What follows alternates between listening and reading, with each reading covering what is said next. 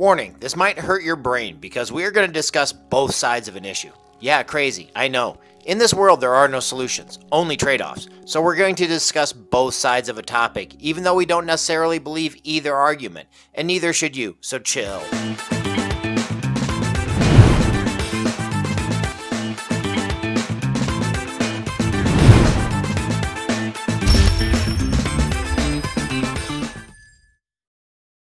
Well, thank God the incompetent Fed didn't raise rates again. Yeah, I saw that, but they probably shoulda. The economy's still too hot, prices are way too high. What the hell are you talking about? You're freaking crazy. Rates have been going up consistently on credit cards, car loans, and mortgages for 16 months now, 11 times in a row. It's hard enough to afford a home and qualify for one as it is. We don't need this adding to it. Well, yeah, but one of the reasons people need the credit is because the prices of things have gotten way out of control. Have you seen the prices of cars and groceries? Inflation has been at 2 to 4 times the healthy rate for like a couple of years now. If we don't get that under control, you won't be able to afford to buy anything, credit or not. Plus, the Fed doesn't actually control mortgage rates anyway.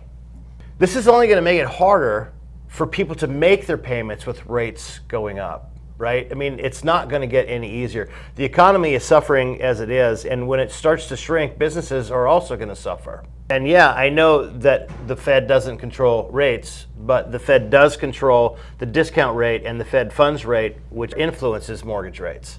So there. Well, yeah, and that's kind of what we have to do, unfortunately, because prices going up fast has a bigger impact than the rates going up fast. Plus, people just keep buying more stuff. So the Fed has to keep making financing terms worse until people stop buying discretionary items. The problem is people are still buying stuff like crazy. I mean, I was in Vegas last month. The expensive restaurants are packed. People are standing in line to spend $20 on a basic drink. Plus, I mean, like 1 million people spent $1,000 to see Taylor Swift this year. You're gonna tell me people don't have money? That's ridiculous. Inflation is gonna keep getting worse until people stop blowing money on things like a brand new iPhone because it's got a special new color when your other phone works just fine. First off, I like new so there. And it's not a new color for the iPhone.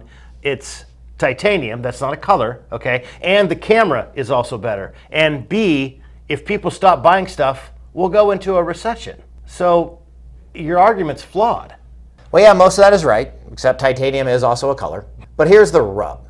If we don't do this stuff, life will become completely unaffordable and people will have to debt spend themselves into oblivion. BKs will go up, companies will take huge hits, and it will ruin their stock price anyway.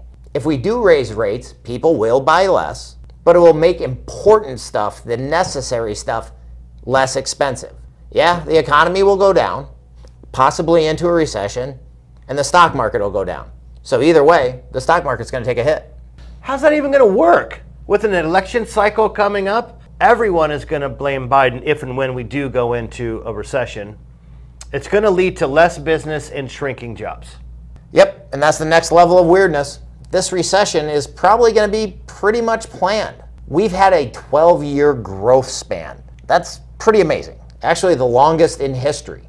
So that encompasses 2, if not 3 presidents' policies. So there's plenty of blame and credit to go around for everybody. Recession and inflation are just part of the economic cycle. This stuff has to happen. Oh, I get that it's part of the economic cycle. I get it. That doesn't mean it doesn't suck. What are you gonna do?